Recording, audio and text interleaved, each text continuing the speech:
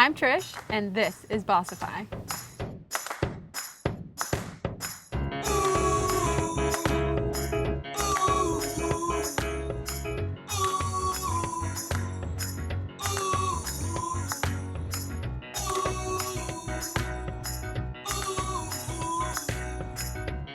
This episode of Bossify is proudly brought to you by Janet Lawless Christ and Team Luxury Real Estate.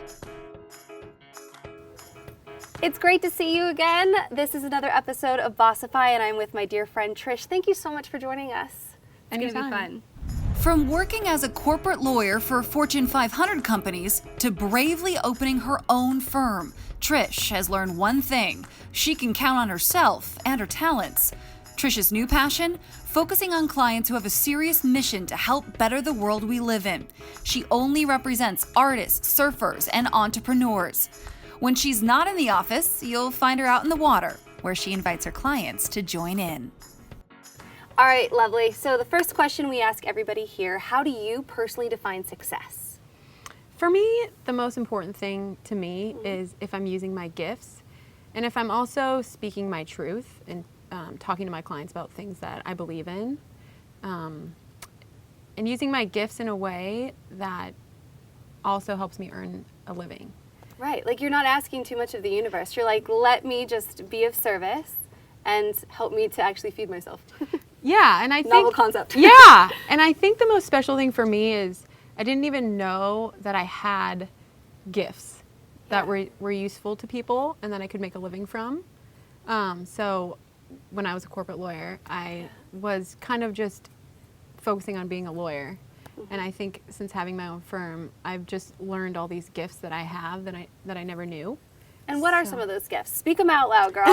What are some of these things? I think I'm just genuinely caring about people and caring about people's success and realizing that as a lawyer, there's so many things I can do to help people succeed. And getting to put those two things together has just made me feel really successful. That's beautiful. So I know that you and I have chatted about this, that the definition of success really changes through time. So how has that really shifted for you? What did you maybe used to think for success? Yeah, it's been very dramatic. Yeah. I used to think I just cared about being a good lawyer. But then I realized that being a good lawyer for me wasn't the definition of success. Okay. Because I feel like being a good lawyer left out so many gifts that I wasn't using. Wow. Are my bosses happy with my work? That was how I defined success before. And where was that linchpin moment for you in which you realized and became this amazing Bossify woman? It was when I started my own law firm. I feel like when I was an in-house lawyer, I was so covered up by goals that other people placed on me. Yeah. And then when I started my own firm, it just organically happened that the way that I lived my life and the different gifts of really caring about people or caring about people's businesses, my clients they are the ones that noticed. They are the ones that always noticed all the gifts and noticed that they enjoyed working with me, and it just kind of made me then see myself in a new way. Blossom into the person that you're meant to be. Yeah. So that naturally goes into question number 3 that we ask everybody. So how is this definition of success then defining you as a person? I feel like it almost goes in reverse. Okay. Like me blossoming as a person then defines my success. Okay. So it's, love that. Yeah, so it's kind of me just realizing like I am successful when I'm most myself, and when I'm most myself, I'm most able to serve others. Oh, that's beautiful. Let's say that one more time for everybody. Try one more time. What did you say? That was so good. When I'm most myself, I'm most able to serve others, I feel like is what I've learned. You're most yourself. I am going to take that home with me. That's so good, and it's so true. You've also said something through time that I really love about the fact that when you are most yourself, you're actually the most invaluable. Can you elaborate a little bit more? Yeah, I noticed in having my own firm, a lot of other lawyers have their own firms, Right. and people often ask me, well, how do you get your clients? How come you have all these clients? How did you do all this? Yeah. And I noticed that I get most of my clients by being myself.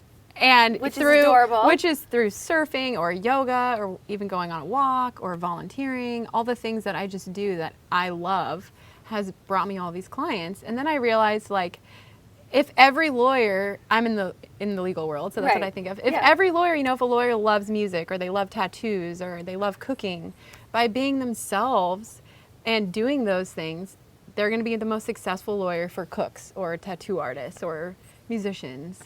Because that's their passion. Yeah. Which is another thing that I really love about you, is because you are able to really meld these two worlds together. So you haven't said, forget corporate, quit your day job, don't do the mint. Like, you're not like that. You're like, no, I'm still going to do this. I'm still going to follow certain laws and rubrics, but I'm going to do it on my terms. Mm-hmm.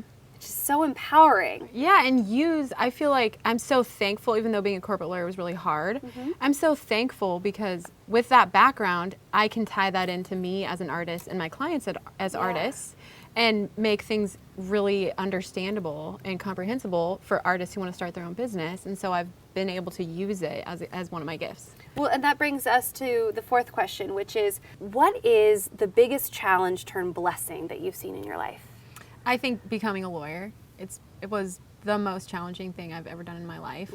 From graduating, having to study really hard in undergrad to get into the best law school I could get into, and then graduate from law school, and then pass the California bar, and then survive being a corporate lawyer. And Which is survival.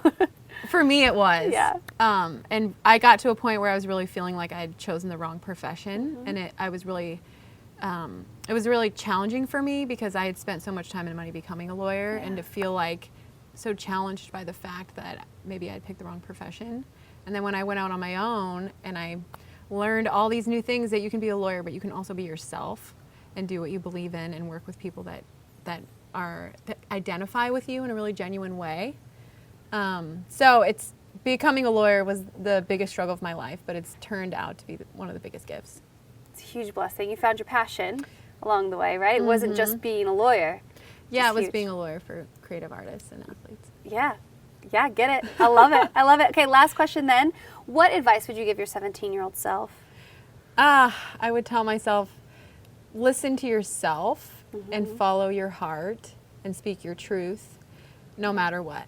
Even if there's days where you feel like no one speaks your language, nobody understands you, you're alone, just keep speaking your truth and keep doing what you believe in, and everything will work out perfectly. It will. It really will. Okay, last thing then. What is the one thing that I and everybody else do not know about you? I make my own furniture. You do? Our producer Phoebe goes, I'm sorry, what? She's a lawyer that helps surfers that also is makes her own furniture. You're like a woodworker? Yeah, so I have like my own wood shop in my garage. Of course you do. Why not? And on that note, thanks so much. It's another episode of Bossify. You're amazing. Until next time, thanks for watching. Now it's your turn to join the movement. Join the discussion on our Facebook page and see more episodes on our website at abbeygibb.tv. Be bold, brilliant, brave. You are Bossify. This episode of Bossify was proudly sponsored by Janet Lawless Christ and Team Luxury Real Estate.